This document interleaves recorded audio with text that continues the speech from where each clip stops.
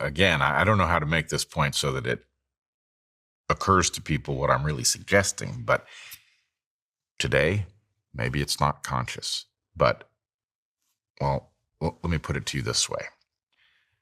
If you're conscious, you started out as a child that wasn't.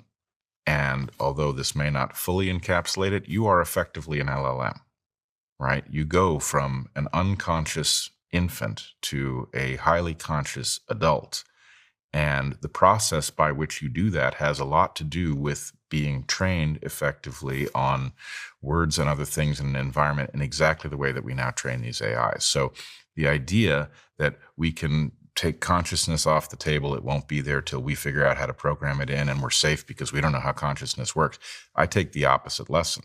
We've created the exact thing that will produce that phenomenon, and then we can have philosophers debate whether it's real consciousness or it just behaves exactly as if it were, and the answer is those aren't different. Doesn't matter. And the same thing is true for agency, especially if you've created an environment in which these AIs are de facto competitors. What you're effectively doing is creating an evolutionary environment in which they will evolve to fill whatever niches are there, and we didn't spell out the niches. So I have the sense we have